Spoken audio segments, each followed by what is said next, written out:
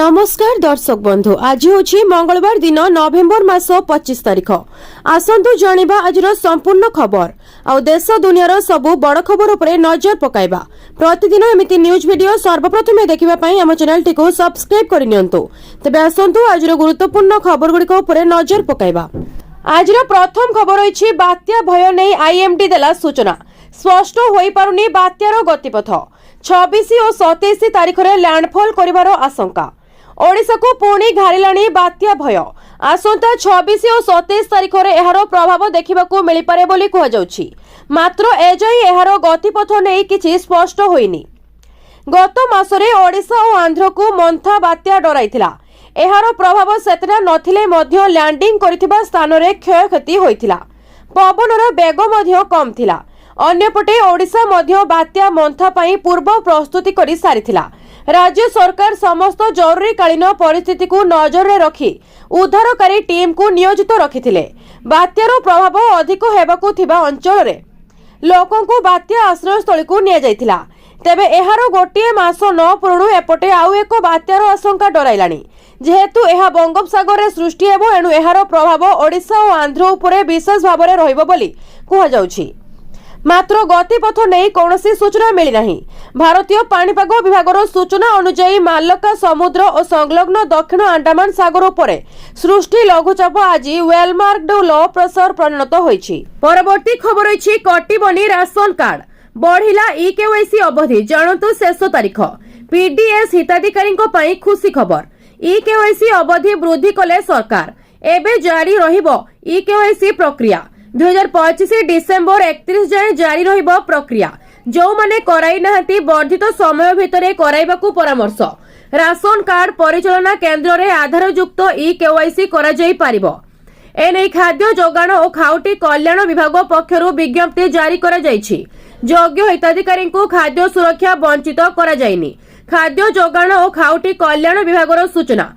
जातीय खाद्य सुरक्षा आईन एवं राज्य खाद्य सुरक्षा योजना अधीन थिबा राज्यर समस्त पीडीएस हिताधिकारी अवगति निमंते जणाई दिया जाउछि जे हिताधिकारी आधार भित्तिक ईकेवाईसी प्रक्रिया जारी रहिछि। यह समस्त 11,827 गोटी खाउटी सुलभ मूल्य दुकान तथा 14 गोटी ब्लॉक और 64 गोटी पौरांचल कार्यालय कार्यरत थिबा राशन कार्ड परिचालना केंद्र गुड़िकरे जारी रहिछि। खबर होइछि 2 दिन परे पुणी फेरिला शीत। जी उदयगिरी राज्यर सबुठु ठंडा सहर। दिनर व्यवधान परे पुणी जी उदयगिरी रु फेरिछि शीत। सोमवार जी उदयगिरी सर्वनिम्न तापमात्रा 11.3 डिग्री सेल्सियस रहिछि, जहाकी राज्यर सबुठारु कम तापमात्रा। सोमवार घन कुहुड़ी जोगु जानवाहन चलाचल मध्य बाधा प्राप्त हेउछि। एणे शीतर मजा नेबाकू आसिथिबा बाहारर पर्यटक माने शीत कमिजिबा जोगु मन दुखरे थिले। शीत सांग को घन कुहुड़ी सेमानकु अधिक मजा देछि। जी उदयगिरी और आखपाख अंचलर पर्यटन स्थल गुड़िकरे भीड़ देखिबाकू मिलिछि। कलिगाड़ू हिल टॉप रे पर्यटक माने सुंदर परिवेशर मजा नेउछंती।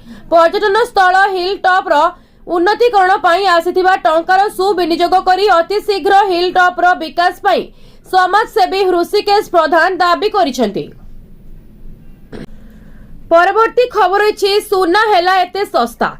बाहाघर सिजिले आगकू सुन दर हेबो आकाश छुआ। आज मौका छाड़ंतुनी किणी दियंतु। भारत रे एबे विवाह ऋतु आरंभ होई गलानी। सुना एवं रूपार ह्रास पाइथिबा मूल्य लोकंक मुहरे हस फुटाई दैछि। विवाह ऋतुरे सुना चाहिदा वृद्धि पाइबो बोली बाजार विशेषज्ञ माने आशा करुछंती। सोमवार नवेम्बर 24 तारिख रे घरोई फ्यूचर्स बाजार रे सुना मूल्य ह्रास पाइछि। मल्टी कमोडिटी एक्सचेंज रे डिसेम्बर 5 तारिख शेष तारिख थिबा सुना फ्यूचर सोमवार दिन प्रति 10 ग्राम 1,22,743 रे खोलिथिला। वाणिज्य दिवस रे सुना 1,24,1991 रे बंद होइथिला।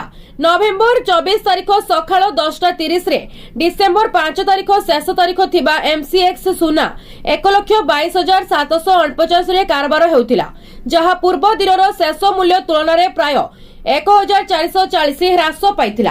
प्रारंभिक कारबार रे एमसीएक्स सुना 1,23,300 सर्वोच्च स्तर रे पहुंचीथिला। समय रे सोमवार दिन एमसीएक्स रे रूपा मूल्य मध्य ह्रास पाइछि। ଲେଖାଯିବା ସମୟରେ ଏମସିଏକ୍ସ ରେ ରୂପା କିଲୋଗ୍ରାମ ପ୍ରତି 1,52,999 ରେ କାରବାର ହେଉଥିଲା। ବ୍ୟବସାୟ ଦିନ ପୂର୍ବରୁ ରୂପା 1,53,913 ରେ ଖୋଲିଥିଲା। ପୂର୍ବ ଦିନର ବନ୍ଦ ତୁଳନାରେ ରୂପା ମୂଲ୍ୟ ପ୍ରାୟ 1,160 ହ୍ରାସ ପାଇଛି। ପରବର୍ତ୍ତୀ ଖବର ଅଛି ଇପିଏଫଓ ରେ ହେବାକୁ ଯାଉଛି ବଡ଼ ପରିବର୍ତ୍ତନ। ବଢିବ ଦରମା ସୀମା, ଜାଣନ୍ତୁ କେତେ। ଦେଶର ଲକ୍ଷ ଲକ୍ଷ କର୍ମଚାରୀ ଇପିଏଫଓ ସହିତ ଜଡ଼ିତ। ସେମାନଙ୍କର ପିଏଫ୍ ଆକାଉଣ୍ଟ ଏକ ସଞ୍ଚୟ ଆକାଉଣ୍ଟ ଭାବରେ କାର୍ଯ୍ୟ କରେ। ଛୋଟ ମାସିକ ଡିଡକ୍ସନ ଦୀର୍ଘକାଳୀନ ଭାବରେ ବହୁତ ଉପଯୋଗୀ ପ୍ରମାଣିତ ହୁଏ। ସରକାର ବାରମ୍ବାର ଇପିଏଫଓ ନିୟମ ପରିବର୍ତ୍ତନ କରନ୍ତି, ଯାହା ଲକ୍ଷ ଲକ୍ଷ ପିଏଫ୍ ଆକାଉଣ୍ଟଧାରୀଙ୍କୁ ପ୍ରଭାବିତ କରେ। ଇପିଏଫଓ ରେ ଯୋଗ ଦେବା ପାଇଁ ସରକାର ଏ ଦରମା ସୀମା ନିର୍ଦ୍ଧାରଣ କରିଛନ୍ତି। ଏହି ନୂତନ ସୀମା କାର୍ଯ୍ୟକାରୀ ହୁଏ ତେବେ 10 ମିଲିୟନରୁ ଅଧିକ କର୍ମଚାରୀ ଅବସର ପାଣ୍ଠି ଏବଂ ପେନସନ ସୁରକ୍ଷା ଦ୍ୱାରା କଭର ହେବେ। ବର୍ଷ ବର୍ଷ ଧରି ଦରମା ଗଠନ ପରିବର୍ତ୍ତନ ହୋଇଛି। ପୁରୁଣା ନିୟମ ଆଉ କର୍ମଚାରୀଙ୍କ ଆବଶ୍ୟକତା ପୂରଣ କରୁନାହିଁ। ଏହି କାରଣରୁ ଦରମା ସୀମା ବୃଦ୍ଧି ପାଇଁ ପ୍ରସ୍ତୁତି ଚାଲିଛି। ବର୍ତ୍ତମାନ ଇପିଏଫଓ ରେ ଯୋଗ ଦେବା ପାଇଁ ବାଧ୍ୟତାମୂଳକ ଦରମା 15,000 ଅଟେ। ତଥାପି ସରକାର ଏହାକୁ ବୃଦ୍ଧି କରିବାକୁ ଗମ୍ଭୀରତାର ସହିତ ବିଚାର କରୁଛନ୍ତି। ନୂଆ ପରିବର୍ତ୍ତନ ଅନୁଯାୟୀ ଏହି ସୀମା 25,000 କୁ ବୃଦ୍ଧି କରାଯାଇପାରେ। ଯଦି ଏହା ହୁଏ ତେବେ ସବୁଠାରୁ ବଡ଼ ଲାଭ ସେହି କର୍ମଚାରୀଙ୍କୁ ମିଳିବ ଯେଉଁମାନଙ୍କର ମୂଳ ଦରମା 15,000 ରୁ ଟିକିଏ ଅଧିକ ଏବଂ ଯେଉଁମାନେ ବର୍ତ୍ତମାନ ଇପିଏଫ୍ ଏବଂ ଇପିଏସ୍ କଭରେଜ ବାହାରେ ଅଛନ୍ତି। ସୀମା ବୃଦ୍ଧି ସେମାନଙ୍କୁ ସିଧାସଳଖ ଇପିଏଫଓର ପରିସରକୁ ଆଣିବ। ଅଷ୍ଟମ ବେତନ ଲାଗୁ ହେବାର କେତେ ଦିନ ପରେ ରାଜ୍ୟ କର୍ମଚାରୀ ପାଇବେ ସୁବିଧା? କଣ ରହିଛି ନିୟମ? କେନ୍ଦ୍ର ସରକାର ଅଷ୍ଟମ ବେତନ କମିଶନ ଲାଗୁ କରିବା ଦିଗରେ ଏକ ବଡ଼ ପଦକ୍ଷେପ ନେଇଛନ୍ତି। ଏଥିପାଇଁ ଟୋଆର ପ୍ରସ୍ତୁତ କରାଯାଇଛି ଏବଂ କମିଶନ 1 ଜାନୁଆରୀ 2026 ରୁ କାର୍ଯ୍ୟକାରୀ ହେବାର ଆଶା କରାଯାଉଛି।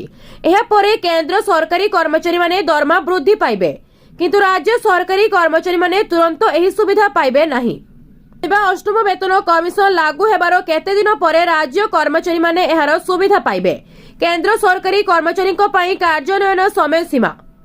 କେନ୍ଦ୍ର ସରକାରୀ କର୍ମଚାରୀଙ୍କ ପାଇଁ ଅଷ୍ଟମ ବେତନ କମିଶନ ଜାନୁଆରୀ 1, 2026 ରୁ କାର୍ଯ୍ୟକାରୀ ହେବାର ଆଶା କରାଯାଉଛି।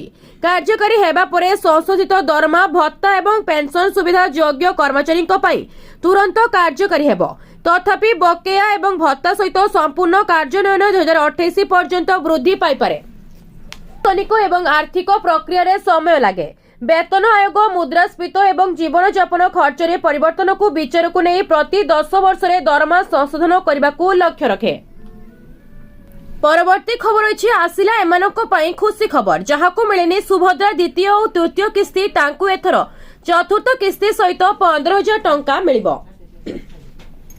ଏହି ମାନଙ୍କ ଖାତାକୁ ପୁଣି ଆସିବ ଚଳିତ ମାସରେ ସୁଭଦ୍ରା ଦ୍ୱିତୀୟ, ତୃତୀୟ ଆଉ ଚତୁର୍ଥ କିସ୍ତି 15,000 ଟଙ୍କା। ସୂଚନା ଦେଲେ ଉପମୁଖ୍ୟମନ୍ତ୍ରୀ ପ୍ରଭାତୀ ପରିଡ଼ା।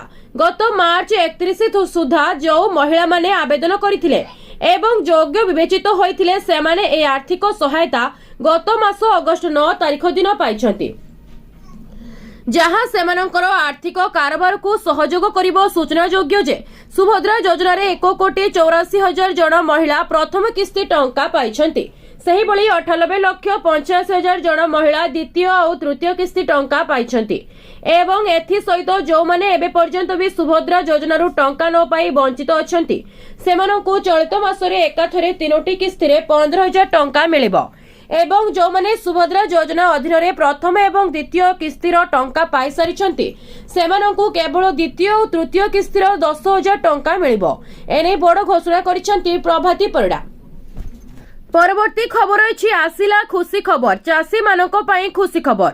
ଯେଉଁ ଚାଷୀମାନେ 19 ନଭେମ୍ବରରେ ପିଏମ୍ କିଷାନ ଟଙ୍କା ପାଇନାହାନ୍ତି ସେହିମାନଙ୍କୁ ଚଳିତ ମାସରେ ମିଳିବ ପୁଣି ପିଏମ୍ କିଷାନ ଟଙ୍କା।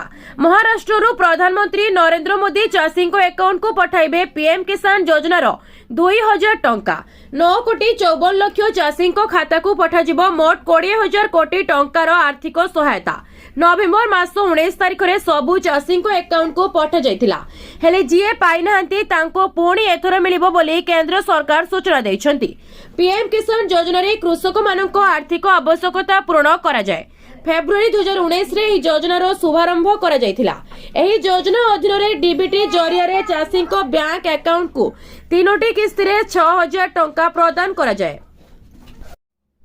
चाषी मानक आय को बढ़ाइबा पई केंद्र सरकार अनेक प्रकार योजना आरंभ करिसेंती। आउ एथि मध्यरु गोटिए हेउची प्रधानमंत्री किसान सम्मान निधि योजना बा पीएम किसान योजना। एही योजना अधीन रे सरकार वार्षिक 6000 टंका अर्थात 2000 टंकार 3टी किस्ती रे चाषी को अकाउंट को पठाउछंती। एबे पर्यंत चाषी को खाता रे 21टी किस्ती पठा जाई सारलानी। हेले जो माने गत 19 नवेम्बर रे पाई नाहंती तांको पुणी मिलिबो 2000 टंका। तेबे आपण माने हमकु कमेंट करी जणांतु जे आपण माने टंका पाइछंती कि नाही।